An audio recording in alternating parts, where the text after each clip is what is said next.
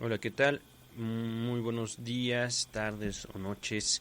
Bienvenidos a este su espacio de construcción y divulgación del psicoanálisis, El ombligo del sueño. Mi nombre es Juan Luis Cortés Cervantes. Estoy grabando este programa el domingo 14 de febrero, feliz Día del Amor y la Amistad, del año 2021. Lo grabo porque no tengo, digamos, la certeza de poder ocuparme mañana de esta grabación y de todos modos me urge también hacerla. Ha sido realmente algo casual el hecho de que esté grabando esto el 14 de febrero, eh, porque no tiene relación tanto con el tema, digamos, de la fecha en la cual estoy haciendo esta grabación. Esta grabación se me impone en todo caso por el trabajo que he estado haciendo en mi canal de YouTube a partir de la pandemia, que justamente me vi forzado a volcarme en un trabajo, digamos, personal, una disciplina del comentario de texto de la obra de Sigmund Freud. En otras palabras, y es algo que había compartido ya en el programa pasado, me vi alegremente obligado a leer la obra de Freud y compartirla por ese medio, por YouTube, y comentarla por el encierro a partir de la pandemia. Y ha sido un trabajo que les puedo decir es delicioso en muchos sentidos, ¿no? Es algo de lo cual no me arrepiento para nada y algo que por supuesto quiero llevar hasta su fin, es decir, leer toda la obra de Freud y seguirme después con Lacan. Pero justo este trabajo que yo estoy haciendo, un trabajo intelectual y físico, porque también leer a Freud me somete a veces a mucha tensión física, digamos, tiene sus limitaciones. Los videos que estoy subiendo a YouTube, no puedo extenderlos más allá del contenido del texto, para no también, digamos, forzar ese espacio, esos tiempos, para, digamos, para hacer el texto lo más claro posible, pero también, digamos, me limito en el sentido en el que no puedo compartir en esos espacios específicos lo que ocurre en mí, digámoslo así, las elaboraciones que son importantes para mí al respecto de la obra de Freud. Aquí quisiera compartir con ustedes un texto muy pequeño de un ensayo de Freud que se llama Nuevas puntualizaciones sobre las neuropsicosis de defensa. Este texto lo encontrarán en el volumen 3 de las obras completas de Sigmund Freud, edición Amor Rortu. Y no se preocupen, ya en mi canal de YouTube, en Juan Luis Cortés Cervantes, así me podrán encontrar, podrán encontrar los textos completos, ¿vale? Junto con el comentario que hago de ellos. Ahorita voy a comentar simplemente y voy a compartir con ustedes un fragmento mínimo del tercer capítulo de este texto que les acabo de citar. Al final del capítulo, al final de este texto en el volumen número 3, está como a la mitad del volumen, dice, hablando por ejemplo de la relación que hace Freud de su caso de paranoia con otros casos de paranoia, ¿no? Él dice hace falta estudiar más y finaliza con este comentario.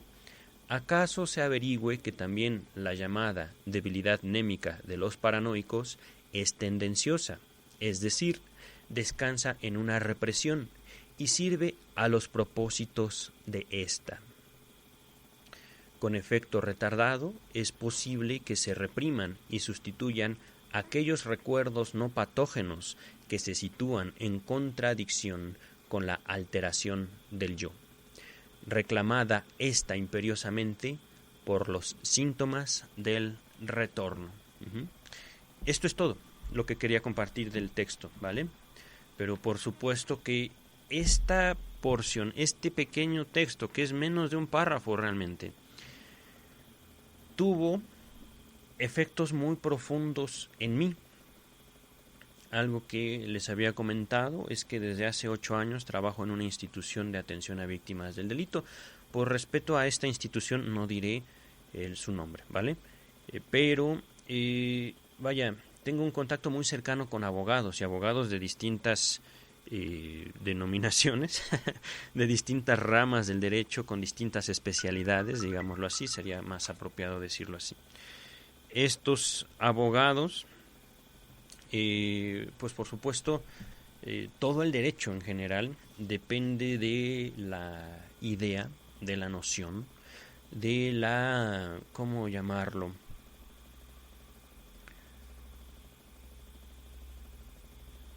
hipótesis de la libertad de acción, de la libertad del juicio voluntario que hacemos sobre nuestros actos. Hay un término legal llamado, bueno, ahorita se me acostumbran a esconder estos términos técnicos, pero básicamente dice o se refiere este término legal a la imposibilidad de determinar un acto como la manifestación de la voluntad de un individuo. Seguramente a lo largo de este podcast vendrá el nombre de este concepto. Inimputabilidad se le llama. Mira, ahí está. Entonces, la inimputabilidad se refiere, por ejemplo, al hecho de que hay ocasiones en las cuales no se le puede señalar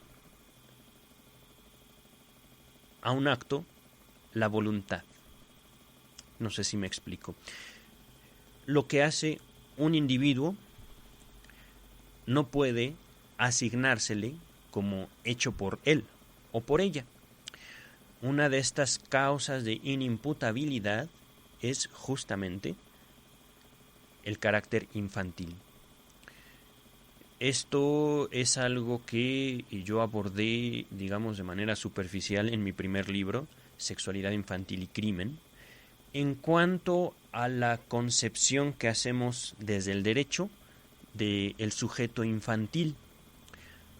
Lo que nos dice el derecho al respecto de la condición de niños es que los niños no deciden. Y esto provoca, por supuesto, lagunas importantes en cuanto a la administración de justicia. Y hablo, por supuesto, desde la sociedad mexicana. ¿A qué me refiero con ello específicamente? Y no lo digo en mi libro abordé, digamos, cosas mucho más anteriores o mucho más profundas que esta inimputabilidad del derecho mexicano, año 2021. Resulta que los grupos criminales suelen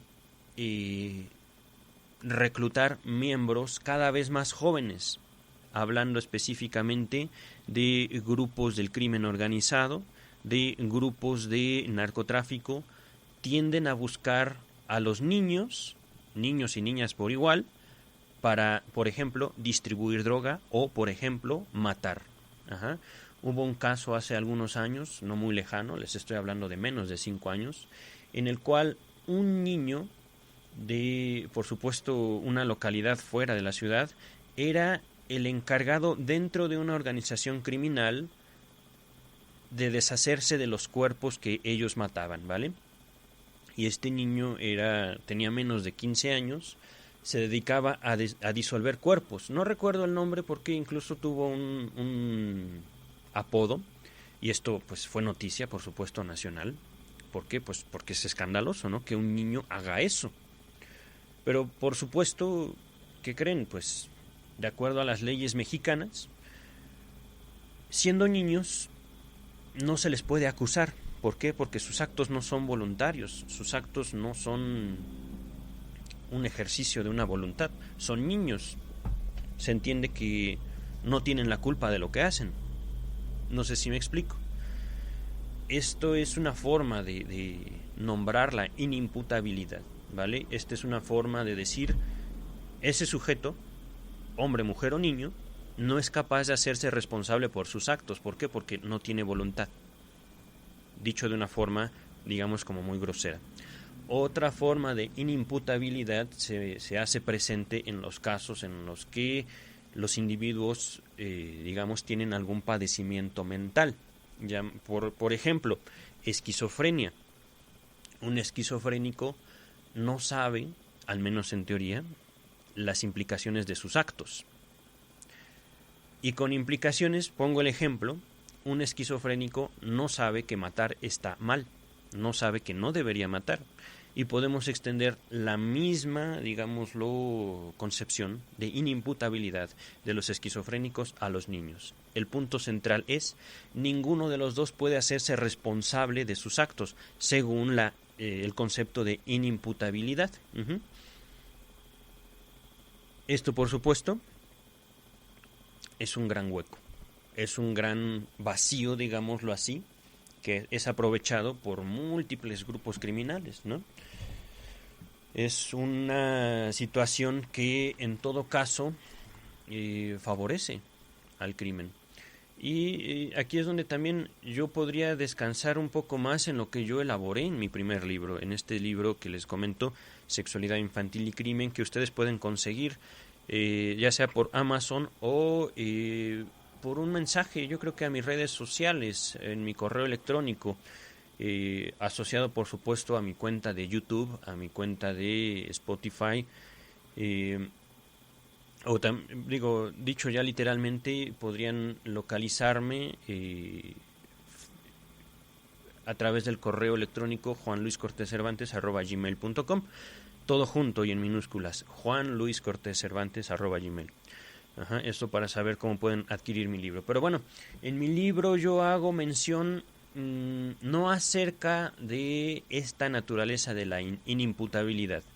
Hago más bien la relación entre la ausencia de límites en la infancia, límites por supuesto sociales, límites por supuesto también incluso ya manifestados en religiones, manifestados en filosofías, como ausencia de límites corporales, y esto ya es algo como muy abstracto lo que les estoy compartiendo en este momento, ¿no?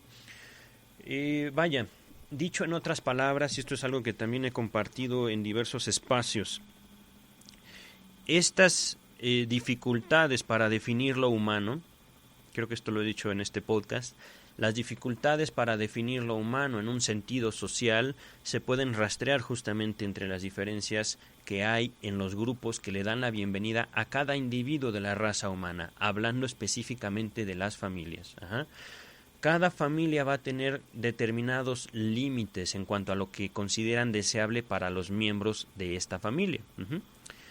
En cuanto a los límites que socialmente se esperan de los individuos, ahí justamente se encuentra esta gran laguna que podemos, digamos, equiparar con la laguna bajo el término de inimputabilidad en el derecho. ¿A qué me refiero con esto? Dicho en otras palabras y buscando cada vez simplificar mi palabra, simplificar mi discurso o mi decir. Así como a ti te educaron, a mí me educaron, pero de formas que podríamos decir totalmente diversas. En otras palabras, tú tuviste una educación, tú que me escuchas, una educación que, el único fin de esta educación es que tú sobrevivieras. ¿A qué? Yo no lo sé. Porque lo que tú has vivido puede ser radicalmente distinto a lo que yo viví. En mi libro, ya yéndome, digámoslo, a un sentido general, hablando de la humanidad, y esto es, digamos, un terreno o un acto peligroso el que yo estoy haciendo, una generalización, hablando de los límites que nos conforman a cada uno de nosotros como individuos de la raza humana, ahí está la generalización. Estos límites que conforman lo humano son muy difusos, son muy, ¿cómo decirlo? Vagos, muy imprecisos. ¿Por qué? Porque simplemente no podemos asegurar que todos nosotros sobrevivimos a las mismas fuerzas, que todos nosotros nos vemos obligados a, digámoslo, acercarnos de la vida de forma idéntica. Las diferencias que establecemos entre las vivencias, particularmente influidas por los elementos o por los factores sociales, nos fuerzan a diversas adaptaciones, nos fuerzan a diversas manifestaciones de la humanidad, en la cual justamente es este último término lo que queda totalmente difuso. Estoy ahorita tratando de abreviar muchísimo mi texto, abreviar en las menos palabras posibles toda esta noción de humanidad que yo traté de reconstruir en mi libro, que yo traté de aproximarme desde lo biológico a lo social. Tenemos que, en cuanto a lo biológico, ahí sí la mayoría de nosotros nos vemos sometidos a las mismas fuerzas. Básicamente, las demandas que provienen de nuestro cuerpo, pero que demandas que son transformadas al momento de insertarse en un contexto social en particular. Algo que, por ejemplo, podría parecerles exagerado. ¿Por qué? Porque podríamos decir que todos tenemos la necesidad de comer. Hay individuos en el mundo que, digamos, favorecen justamente el discurso contrario. No me refiero aquí a anoréxicos y bulímicos, no. Aunque por supuesto podrían organizarse y constituir por sí mismos una religión. Hablo justamente que el discurso, digamos, antinatural en cuanto a vamos a luchar en contra de nuestra naturaleza, es un discurso que se acerca mucho a los discursos religiosos. Es un discurso, digámoslo así, que vio en el discurso religioso, hablando específicamente del discurso judío-cristiano, cristiano específicamente, halló en este discurso como su casa, como su nicho, como su lugar de proliferación, ¿vale? En este discurso, en esta, digámoslo, aproximación social hacia la naturaleza individual, es donde se le invita a cada individuo a negarse a sí mismo. Y no me limito nada más al discurso de Cristo. Me estoy ahorita haciendo memoria de muchas situaciones, muchas escenas bíblicas, digamos, del Antiguo Testamento, en las cuales se le invita a los personajes a negarse a sí mismo, a dejar de ser ellos. Y por supuesto, buscar así agradarle a Dios, buscar así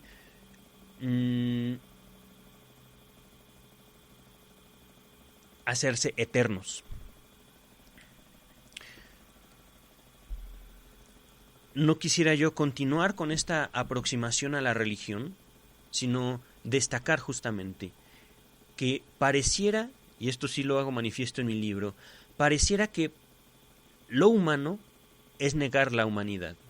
Pareciera que lo humano es negar su propio cuerpo. Pareciera que lo humano es también, y regresamos otra vez al principio de este espacio, al tema que me trajo aquí, lo humano es negar la voluntad. Lo humano es enajenarse de uno mismo. Lo humano, y aquí otra vez cito la Biblia, cito específicamente el libro de Romanos, escrito por el apóstol Pablo, lo humano es decir, mas ya no hago yo lo que hago, sino el pecado que mora en mí. Ahorita estoy citando el texto de memoria, estoy por supuesto seguro de que no dice eso, pero que va en ese sentido. Yo no sé lo que hago, y yo no lo hago, sino lo hace el pecado que mora en mí. Es decir, yo ya no soy libre. Yo, decía Pablo, y que el caso del apóstol Pablo es un caso muy particular en cuanto al asunto de su voluntad, del ejercicio de su voluntad. En este capítulo de Romanos, si mal no recuerdo es el capítulo número 7, Pablo dice, yo no hago lo que quiero, sino lo que aborrezco, pero no lo hago yo, sino mis actos están determinados por el pecado que mora en mí. Y en otra ocasión, el mismo Pablo, y esta cita sí no recuerdo de qué libro es, pero hablando de la contribución del apóstol Pablo al canon bíblico, puede ser una cita rastreable, es decir, esto ya se los dejo de tarea. Ubiquen en qué lugar de las cartas paulinas, de las cartas de Pablo a las distintas iglesias, esto es en el Nuevo Testamento, está esta frase que dice Pablo: yo no soy cristiano porque quiera serlo, yo soy esclavo de Cristo. Regresamos entonces con esta cita paulina al tema fundamental. ¿Qué es la voluntad humana cuando nosotros desconocemos que hacemos lo que queremos? Inimputabilidad, dice el derecho. Los infantes, y voy a usar una palabra aquí que podría sonar despectiva, pero con esto espero aproximarme a esta noción cultural, los infantes y los locos no pueden ser atribuidos de tener voluntad. Lo cual es, por supuesto, y al hacer el uso de esta palabra loco, espero hacer, digamos, notorio el carácter despectivo del derecho hacia la infancia. Es como si el derecho, al menos el derecho mexicano para el año 2021, es como si dijera: los infantes están locos, los niños están locos. Dicho desde el derecho, inimputabilidad. Hablando del decir, esta misma frase, los niños están locos, está contenida en una de las canciones del grupo norteamericano The Doors. All the children are insane, nos decía Jim Morrison por allá de 1960 y algo. This is the end era la canción. My dearest friend, this is the end, and all the children are insane. Regresamos justamente. Los niños, no voy a decir ahorita, deben ser imputados. No lo diré ahorita, en este preciso momento. Aunque por supuesto es lo que se hace necesario, que los niños se hagan responsables de sí mismos con mayor rapidez. Que si bien no es conveniente, y esto es también una crítica, digamos, al sistema penitenciario mexicano, no es conveniente que los niños ingresen a instituciones penitenciarias. ¿Por qué? Porque muy rara vez en estas circunstancias se da una real rehabilitación social dentro de las cárceles mexicanas, y esto por supuesto puede extenderse a otras sociedades. Ocurre justamente lo contrario. Quien ingresa a una institución penitenciaria es capacitado por los propios internos para realizar el crimen con mayor impunidad. Entonces, cuando yo digo que es necesario que los niños se hagan responsables de sus actos, no quiero decir que los niños sean metidos a prisiones. No es así, no va por ahí mi comentario. Esa responsabilidad tiene que ser acogida socialmente de otra forma.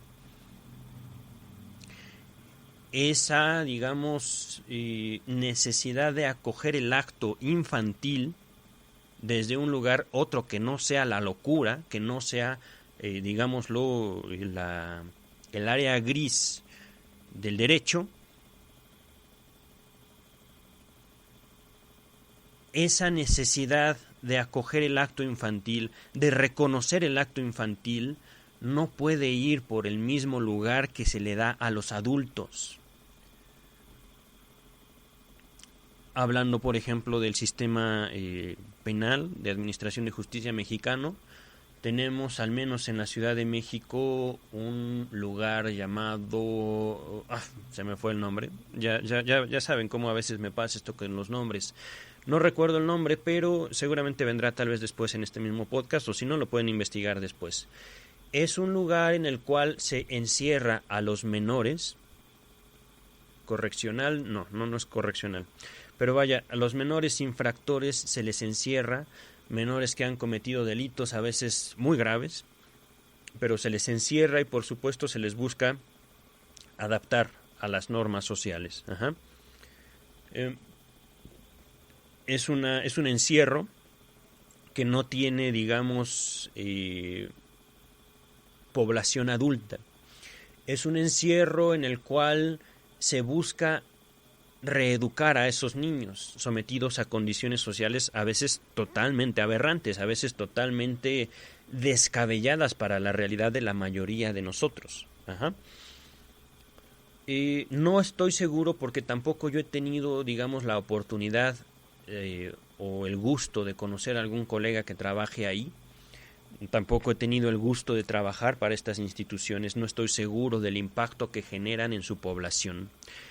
De lo que estoy seguro es justamente de esa concepción del derecho, de la inimputabilidad. Y que estoy seguro de que existe este lugar para menores infractores, lo existe. No sé realmente cuál sea el resultado. Pero entonces, volviendo al punto original, si yo justamente recomendaría no solo a las autoridades mexicanas, sino a las autoridades de cualquier sociedad del mundo al respecto de la voluntad infantil y del reconocimiento del impacto que puede tener la acción de un niño hacia el mundo, es justamente no con la intención, y lo digo así, recurriendo otra vez al discurso religioso, no con la intención de crucificar a los niños, no con la intención de castigarlos lo más severamente posible, no, sino es justamente para que podamos nosotros relacionarnos con el concepto de la voluntad, que es necesario. Es necesario poder reconocer en los individuos, en todos y cada uno de nosotros como especie, el acto voluntario. Este acto, digámoslo así, este concepto, esta idea, sería más apropiado llamarlo idea. Esta idea de la voluntad es una idea sobre la cual descansa necesariamente toda la construcción, toda, digámoslo, también la idea, el concepto, la noción de civilización. Si no hay voluntad, no va a haber civilización. Esto pudiera parecer una declaración un tanto delirante, un tanto descabellada, y esto lo hago justamente desde mi experiencia en la psicología. La psicología busca y se empeña fuertemente en victimizar al ser humano, en decir no hay voluntad, no puede haber voluntad, hay aprendizaje, y porque aprendemos hacemos. Esto lo critico yo severamente en mi libro, severamente. ¿Por qué? Porque si no hay voluntad, ¿por qué castigamos? Y esta es una pregunta que también se hace el apóstol Pablo al respecto de la justicia divina.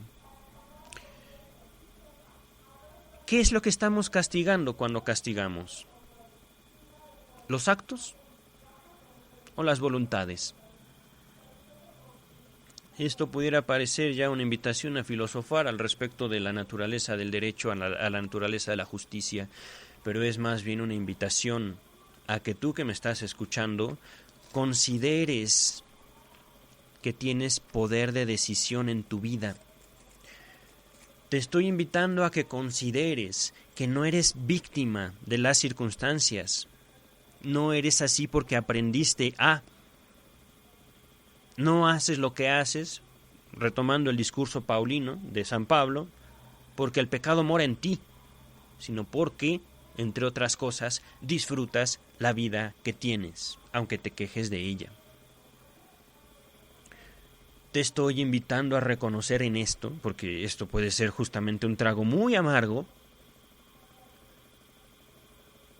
el hecho de que tú decides sobre tu propia vida y de que tú determinas en dónde va a acabar.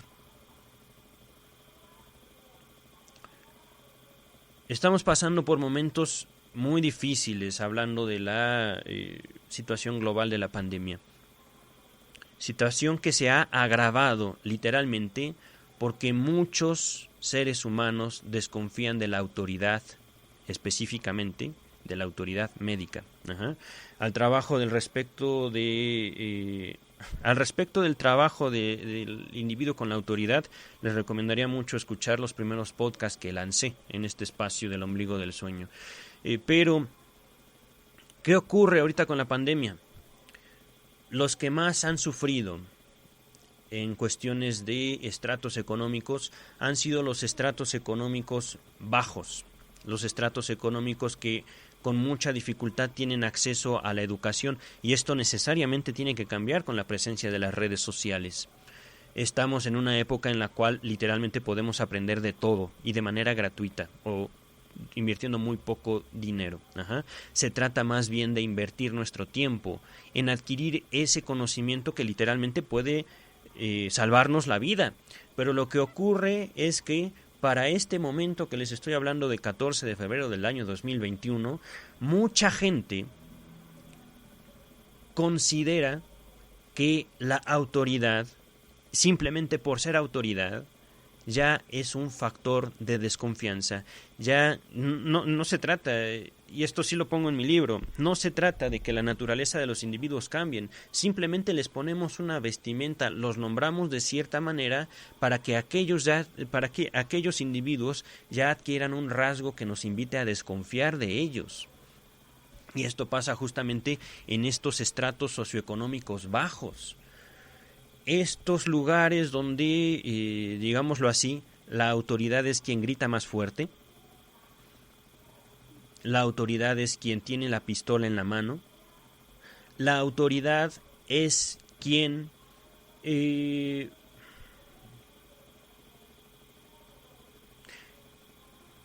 se permite, la autoridad es de quien se permita agredir al otro con mayor frecuencia. Esto, por supuesto, deja fuera a los médicos. Los médicos no gritan, los médicos no agreden en ese sentido en el que yo me voy a imponer a tu voluntad. Y ahí, justamente, en este ejercicio de voluntad, en este ejercicio de autoridad, es como podemos describir la mayor parte de estas relaciones que establecen los infantes con sus cuidadores en estos estratos socioeconómicos. Y, por supuesto, estos estratos socioeconómicos tampoco borran, digámoslo, su carácter de relación con la autoridad al momento de trasladarse a un estrato socioeconómico más avanzado, o mejor, que podríamos decirlo, de acuerdo a su calidad de vida. En otras palabras, para tratar de simplificar esto, la relación que establecen muchos individuos, no necesariamente de estratos socioeconómicos descuidados, con la autoridad, es justamente una relación de maltrato. La relación que muchos individuos de la especie humana establecen con los límites es una relación de odio. Y es una relación de odio que, por supuesto, se imprime en aquellos sujetos que representan los límites. Lo más observable, y esto lo pongo bien manifiesto en mi libro, es la relación de muchos individuos con la policía. Lo digo en mi libro, yo tengo muchos amigos policías, no porque yo sea una persona, digámoslo así, exageradamente recta, no. Se trata más bien del reconocimiento de la humanidad de aquellos que se visten de azul, es todo. No es que yo sea muy apegado a las leyes o a lo que sea socialmente aceptable, no, se trata de que yo reconozco en esas personas que simplemente se vistieron de azul a mis iguales, igual que puedo reconocer en mis iguales a muchas personas en un ambiente no académico, en unas personas que tal vez ni siquiera acabaron la secundaria. Eso es algo que por supuesto no puede presumir cualquiera, que yo veo lo mismo en unos y en otros. Humanidad. A pesar de que, por supuesto, unos se vistan de azul y unos roben, por ejemplo. Unos se vistan de blanco, ya hablando en un terreno religioso, y otros se vistan de morado, de púrpura, ¿no? Blanco y púrpura, aquí yo estoy apelando directamente a las diferencias que quieren marcar mucho los católicos de los protestantes. Los católicos desconfían, por supuesto, de todos aquellos que no se sometan a la autoridad papal, a la autoridad eclesiástica, mientras que los protestantes desconfían de todos aquellos que se visten de púrpura, literalmente, que ejercen, digámoslo, una organización con una religión con una organización mucho más compleja o avanzada o de más larga data y, por supuesto, de más impacto en la sociedad. Pero bueno, en la historia también. Regresando al punto principal. Y esto es también algo que quisiera destacar, ¿no? Estos grupos, y al parecer no solo estos grupos, sino básicamente todos los grupos, incluido el psicoanálisis, los grupos buscan distinguir sus identidades al señalar, ¿cómo decirlo?, antagonistas, representantes de lo contrario entre sus semejantes en la sociedad. Católicos contra protestantes.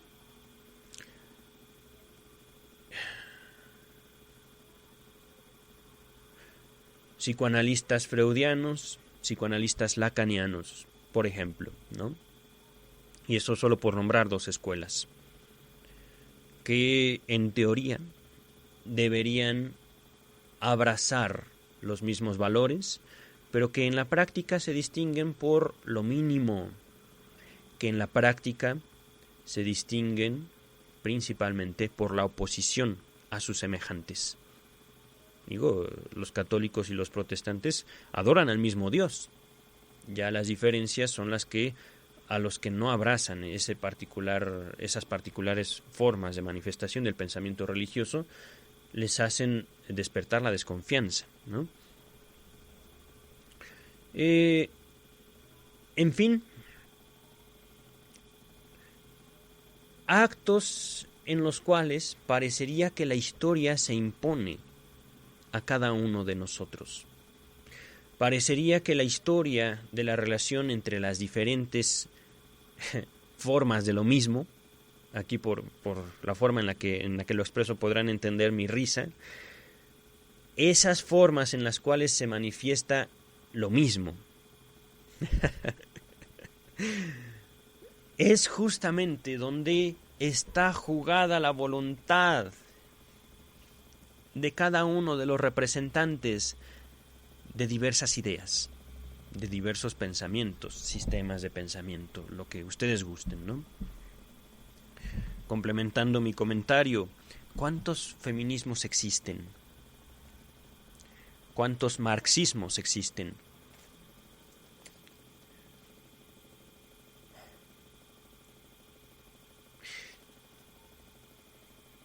Se trata, regresando a lo humano, de ocultar quién soy, qué pienso, y ocultarlo tras todas estas ideas. Todas y cada una de las ideas que conforman, digámoslo así, el discurso social, han servido de escudo durante mucho tiempo de los actos voluntarios. Buscamos, en todo caso, despojar a los individuos de la responsabilidad de sus actos tras las ideas que los vieron surgir. Y esto, por supuesto, no se limita al concepto de inimputabilidad. No se limita para nada. Cuando vemos, por ejemplo, la biografía de un criminal, al criminal se le busca hacerlo víctima de sus propias circunstancias sociales o familiares, ¿no? Para esto también tienen el ejemplo de este canal, de esta, ¿cómo decirlo?, serie Leyendas Legendarias, este podcast que pueden encontrar también en YouTube, cuando han abordado, digámoslo, las diversas historias de asesinos seriales, se hace mucho énfasis. Es que su mamá le hizo esto, su papá lo abandonó, X, Y o Z. Ellos son víctimas de las circunstancias, pobrecitos. Hay que abrazarlos. Bueno, vayan ustedes y abrácenlos. Yo me quedo a la distancia. Gracias por su invitación. Yo paso. Justamente se trata de no ocultarlos a ellos, sino ocultar. Sí. No ocultar, digamos, la voluntad de los asesinos. No se trata de ocultarla. A veces los empeños, digamos, más responsables buscan ubicar lo que, digámoslo así, la voluntad de determinada persona quiso manifestar con determinado acto. ¿Qué quiso decir el artista con determinada obra? Por decirlo de una manera, ¿no? Trasladándolo del crimen al arte. Ambas son producciones, punto. No estoy tratando de equiparar el crimen con el arte en un sentido de sublimación, no. Condeno yo el crimen, que quede claro, ¿sí? Yo lo pongo de manifiesto en mi libro que las leyes existen por una razón, y la razón es muy sencilla, la historia. Si queremos como civilización hacer algo con nosotros mismos, es necesario rescatar el valor de la obra de cada individuo. Es necesaria la vida de los individuos, y para esa protección, digámoslo, se levantan las leyes. Sin leyes, que en último sentido resultan ser la manifestación más general del deseo de seguir vivo. Sin leyes, ¿cómo manifestarlo? No es que no vaya a existir civilización sin leyes. No es que tampoco las leyes nos vayan a, ¿cómo decirlo?,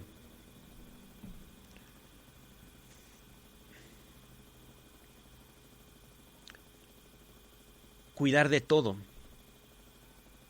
Hay que distinguir el valor de la ley en un sentido lógico, en un sentido práctico, en un sentido humano, en un sentido vivo. Las leyes están ahí porque tenemos historia. Las leyes están ahí porque tenemos un deseo. El deseo de vivir, en primer lugar. El deseo de ser cada vez más numerosos como civilización. El deseo de poder superar nuestras limitaciones personales para adquirir así cada vez mayor fuerza como especie. Para eso están las leyes. Claro está que dentro de mi empeño de trabajo está también el empeño, regresando al tema principal, de ubicar la relación de cada individuo con esas leyes. De ubicar el ejercicio de la voluntad en la apropiación, constitución y evolución de esas leyes personal y socialmente hablando. Tal vez me he visto otra vez muy abstracto en mi pensar, tal vez me he visto otra vez como muy avanzado en mi discurso. Quisiera yo reducirlo más y más y más a su empeño más básico. Mi trabajo en mi libro fue el primer paso que yo hice para destacar en mí el valor de mi prójimo.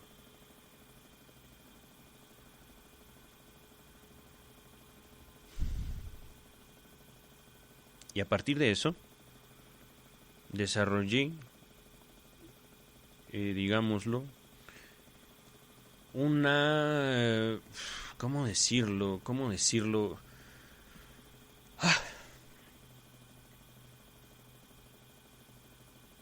Una elaboración de la teoría freudiana, del individuo, de la voluntad.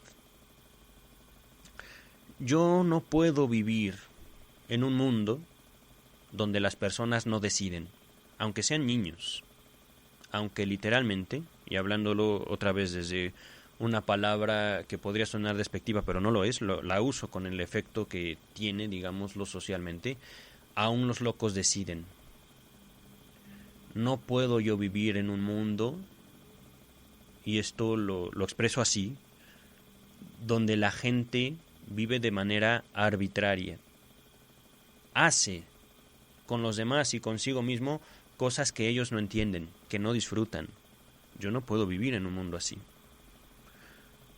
Y esto, por supuesto, ya raya en mi propia concepción del mundo, mi propia vida. Yo no puedo vivir en un mundo donde la gente no decide qué hacer con su vida. Aunque a veces esas decisiones los llevan por caminos que yo considero inaceptables, para mí y para los demás, para ellos mismos. Esta decisión que yo he tomado de vivir en un mundo donde la gente decide, de vivir en un mundo donde la gente, lo quiera o no, es responsable de sus propios actos.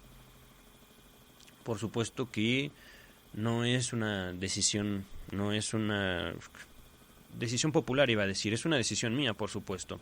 Es algo que yo hago para mí, con el afán de vivir, con el afán de poder presumir hasta cierto punto, por supuesto, de ser responsable por mí mismo, de ser responsable de mi propia vida, de ser yo quien decide sobre mí.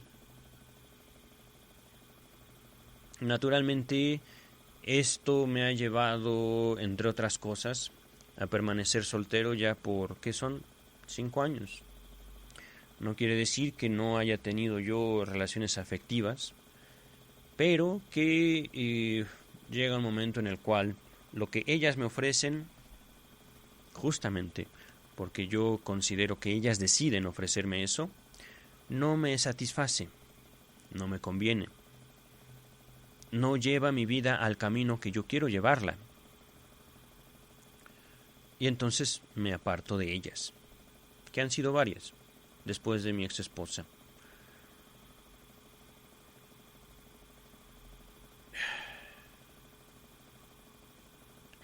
Esta posibilidad se fundó a partir de mi formación como analista. Es, digámoslo así, como una postura que yo he tomado al respecto de la humanidad a partir de que yo reconozco en mí situaciones que me llevan a tomar decisiones. Eso es justamente lo que fundó el psicoanálisis en mí. La urgencia de poder determinar en un punto de mi vida, yo decido. Es una palabra, es una posibilidad, digámoslo, oculta tras la convención social, tras esa supuesta realidad que hace manifiesta la psicología de que somos víctimas del aprendizaje, somos víctimas de una sociedad corrupta. Justamente, si hay una sociedad corrupta, es porque la hemos corrompido al desconocer el papel que jugamos en ella. Si yo digo, yo no tengo voluntad, sino yo hago lo que el pecado que mora en mí me dicta, citando a San Pablo, entonces, pues, ¿qué opción tenemos? Pues ninguna. Ninguna. Dejamos que las cosas pasen. Y esto es curioso, porque, se ha señalado ya muchas veces, y no solo en este espacio, sino en muchos otros espacios, esta contradicción de conceptos en el pensamiento religioso. ¿Somos o no responsables de nosotros mismos? Después de todo, no hacemos nosotros lo que, digamos, está prohibido, sino lo hace el pecado que mora en nosotros, ¿no?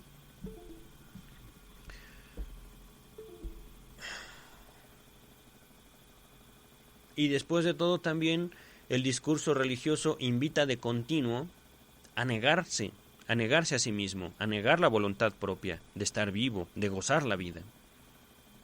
Entonces, ¿de qué se trata? Ya no sé. Al respecto del discurso religioso, busquen ustedes líderes religiosos que puedan auxiliarles al respecto. Yo simplemente dejaré, digamos, esa duda al aire que al menos yo he resuelto en base a mi propia decisión. Yo he resuelto en base al reconocimiento de mi propio juicio, de mí mismo. Que si hago algo o lo dejo de hacer, no es porque, se me olvidó, sino porque yo decido. Y hay veces que esa decisión, justamente regresando al tema inicial, hay veces que esa decisión la hago yo inconscientemente. Hay veces que hago yo cosas que no pienso, pero no de ninguna manera pienso.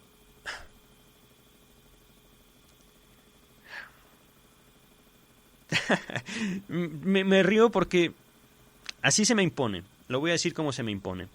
No pienso hacerme pendejo de mí. No pienso hacerme pendejo al respecto de mis propias decisiones, aunque yo no las haya pensado.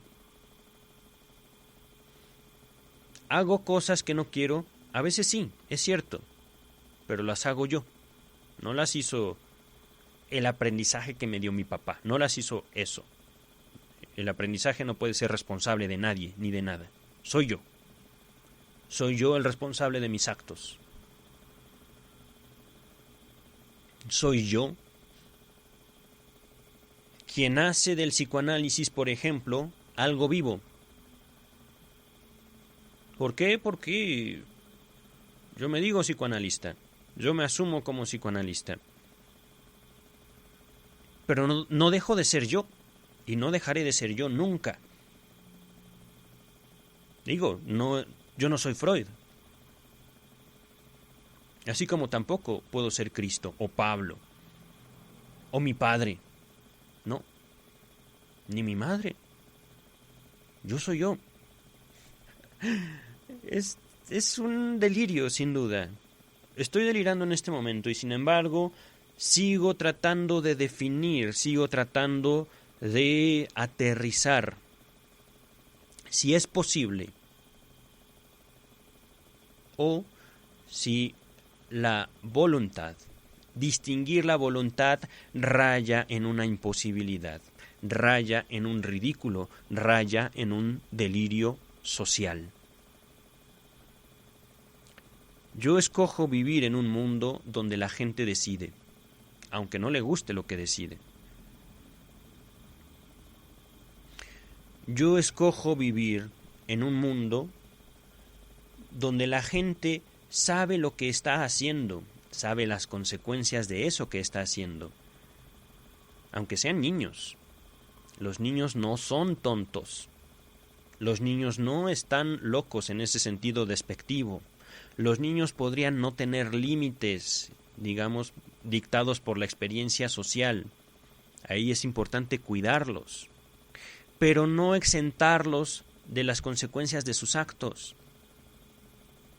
No, y aquí otra vez voy a cometer una exageración que podría incluso ser rebasada por mucho por la experiencia de cada uno de ustedes. No hacernos de la vista gorda de aquellas veces en que nuestros hijos matan animalitos, matan incluso a otros niños, que puede ocurrir, lamentablemente. La realidad rebasa por mucho las expectativas que hacemos de ella.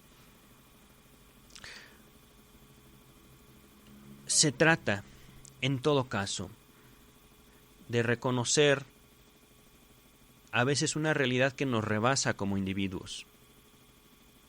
Y hablando desde la naturaleza infantil, por supuesto la naturaleza biológica, hablando por ejemplo de la pandemia, esto nos rebasa a todos nosotros y es necesario enfrentarlo con todas las herramientas que la historia nos ha provisto, científicas, tecnológicas, etc. Es necesario replantear la relación que tenemos con nosotros mismos. Esto yo lo hice a partir de mi trabajo con la obra de Sigmund Freud, el psicoanálisis como tal, que por supuesto sigo queriendo definir después de que, cuando me aproximé por primera vez, 2009, al Centro de Investigación y Estudios Lacanianos. No fue en la universidad donde se me enseñó psicoanálisis, ahí no se puede.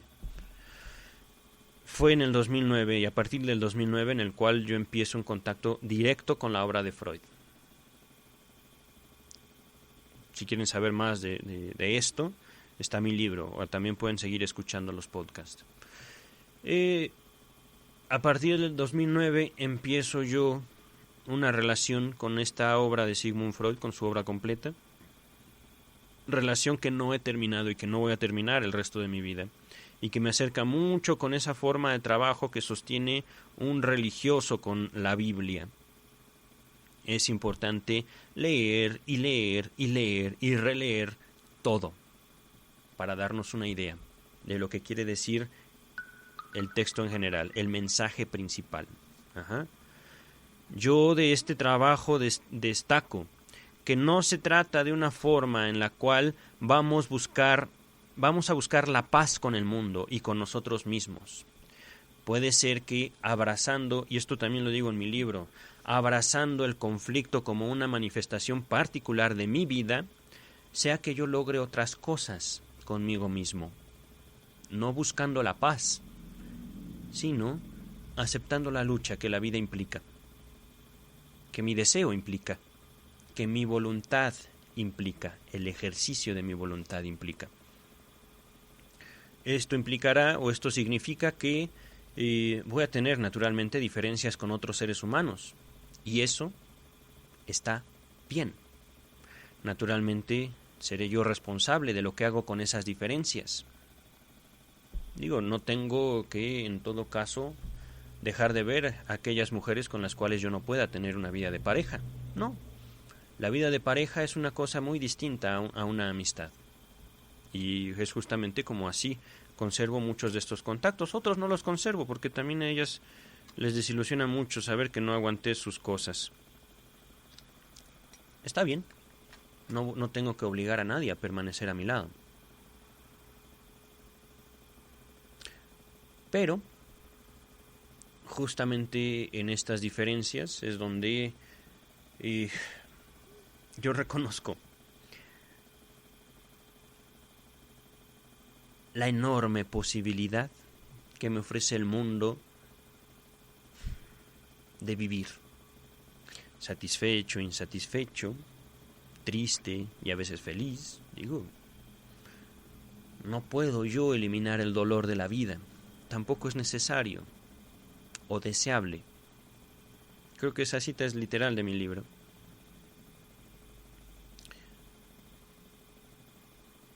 Es bello estar vivo, es bello poder reconocer que a veces tampoco es bello estar vivo. El reconocer que a veces podemos encontrar un gusto que otros pueden condenar en la diferencia, hablando entre seres humanos, es reconocer también que como civilización funcionamos por esas diferencias, que la economía se mueve por esas diferencias, no por el coaching, por las diferencias. Vamos a finalizar hasta aquí. Yo he obtenido una respuesta de mí mismo a esta inquietud que tenía sobre la voluntad. Una voluntad que se manifiesta lo queramos o no. Que podemos hacernos pendejos, sí, podemos hacerlo. Pero perdemos mucho si buscamos enajenarnos de nosotros mismos. Miren, yo no tenía la intención de decir la palabra pendejo tantas veces, hablando de la relación que podemos establecer con nosotros mismos. Vaya, no es que uno sea un idiota, pero uno puede hacerse un idiota. Eso es otra cosa muy distinta, y ahí está el ejercicio de la voluntad. En esa negación del individuo al respecto de sus actos, está insertada la mayor parte de la humanidad. La mayor parte de la humanidad, por supuesto, si tú no eres así, qué bueno, me da mucho gusto por ti. Si tú no eres así, qué gusto en verdad. Pero es una situación, es un esfuerzo que es necesario mantenerse. Primero que nada, reconocerlo y mantenerse en ello. No se trata, digámoslo así, de abandonarse en la experiencia de la responsabilidad. No se trata de abandonarse en ningún caso ante la noción del deber. Se trata justamente de reconocer en esa necesidad social y personal de identificar el ejercicio de nuestra voluntad como a veces un esfuerzo imposible. Y mira, eso es justamente.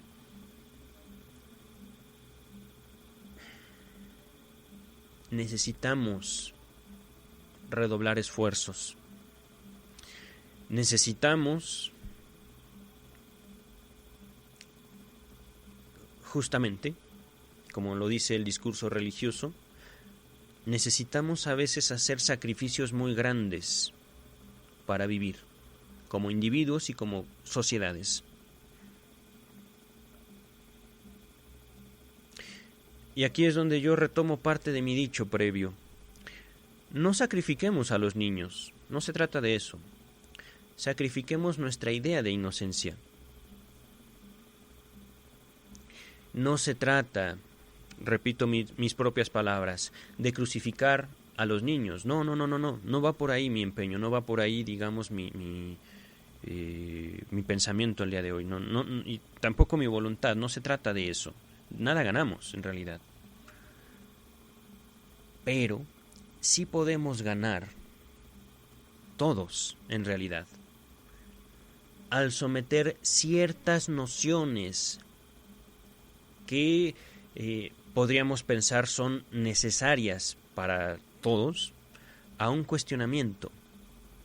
Entonces, no se trata de crucificar niños. No, por favor, no lo hagan. Si alguien lo hace, crucifíquenlo a él o a ella, por favor.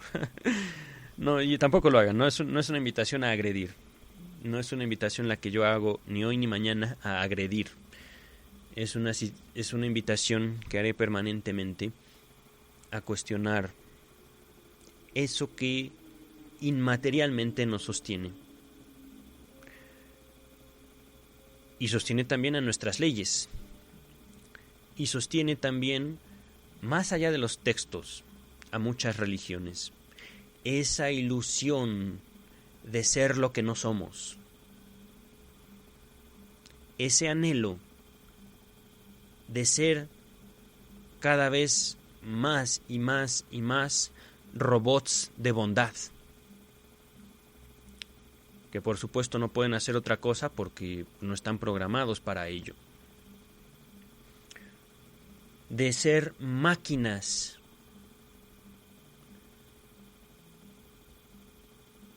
funcionales.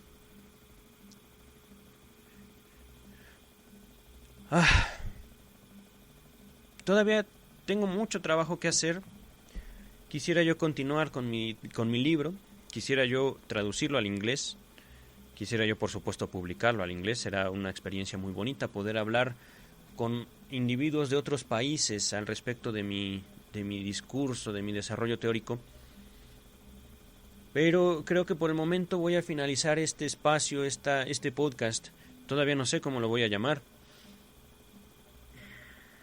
Voluntad. Creo que será llamado Voluntad y Humanidad. Termino entonces este podcast. Les agradezco mucho su interés, su paciencia. Los invitaría, por supuesto, a considerar que incluso y por lo general lo bueno duele. Hablando de el ejercicio pleno de la voluntad para sostener relaciones que valen la pena, para sostener relaciones humanas que nos enseñan, nos frustran, sí, pero que nos enseñan perspectivas de vida mucho más allá de lo que nosotros soñamos. Mucho más allá nos pueden llevar las experiencias de otros seres humanos de lo que nuestros sueños pueden llevarnos, nuestros más descabellados sueños. Esto es algo que, por supuesto, mi contacto con la obra freudiana y mi ejercicio, tanto del psicoanálisis como mi vida propia, me muestra a veces hasta cada día. La realidad, la vida misma, es una fuente inagotable de inspiración. Es una fuente inagotable de placeres, de goces. Pero para ello, a veces hay que soportar ciertos dolores. Y a veces el dolor más grande que pudiéramos enfrentarnos no está en el físico, sino está en encontrar una diferencia con aquello que creíamos era igual a nosotros. Ese dolor de la diferencia es lo que nos fuerza justamente a buscar lo igual. Y perdónenme en serio, esa experiencia de lo igual no existe. Es una ilusión que queremos sostener. Pido perdón porque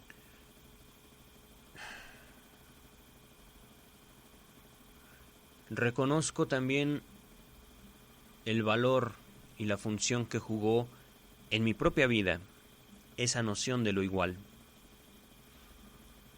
Todavía recuerdo con cariño aquellas personas con las cuales hice eco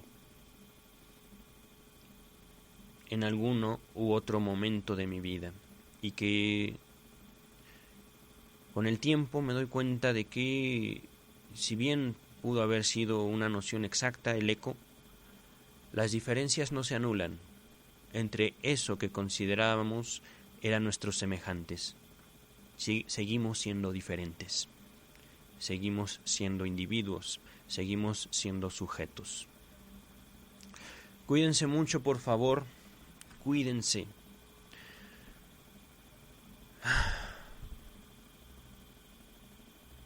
Gracias en verdad. Espero que nos escuchemos pronto. Al menos les prometo seguir subiendo podcast. Prometo cuidarme, aunque no sé lo que la vida me depare. Espero yo que podamos seguir escuchándonos, podamos seguir sabiendo los unos de los otros la próxima semana. Hasta pronto.